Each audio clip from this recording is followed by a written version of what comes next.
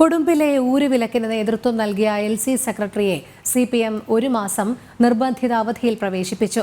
താക്കീത് നൽകണമെന്ന ഒരു വിഭാഗത്തിന്റെ ആവശ്യം നിരാകരിച്ചാണ് പാർട്ടി നിർബന്ധിത അവധിയിൽ പ്രവേശിപ്പിച്ചത്. അതേസമയം വിഷയത്തിൽ കോടതിയെ സമീപിക്കാൻ ഒരുങ്ങുകയാണ് കുടുംബം. പാലക്കാട് കൊടുമ്പിലെ CPM ബ്രാഞ്ച് സെക്രട്ടറിയെയും കുടുംബത്തിനെയും ലോക്കൽ സെക്രട്ടറിയുടെ നേതൃത്വത്തിൽ ഊരുവിലക്കേർപ്പെടുത്തിയ സംഭവത്തിലാണ് പാർട്ടി നടപടി. LC സെക്രട്ടറിയെ ഒരു മാസത്തെ നിർബന്ധിത അവധിയിൽ പ്രവേശിപ്പിച്ചു. മറ്റൊരംഗത്തിന് താൽക്കാലിക ചുമതലയും നൽകി. വാർത്ത ജനം TV ഉൾപ്പെടെ റിപ്പോർട്ട് ചെയ്യുകയും പുരോഗമനം ഏറെ പറയുന്ന CPMന് നാണക്കേടാവുകയും ചെയ്തതോടെയാണ് നടപടി. അതേസമയം വിഷയത്തിൽ തങ്ങളെ ഊരുവിലക്കിയ ആളുകൾക്കെതിരെ നിയമ നടപടിക്ക് ഒരുങ്ങുകയാണ് ഇരയാക്കപ്പെട്ട കുടുംബം. കോടതിയെ നേരിട്ട് സമീപിക്കാനാണ് കുടുംബത്തിന്റെ തീരുമാനം. കഴിഞ്ഞ ദിവസം ജില്ലാ പോലീസ് മേധാവിയെ ഉൾപ്പെടെ കുടുംബം നേരിട്ട് കണ്ടിരുന്നു.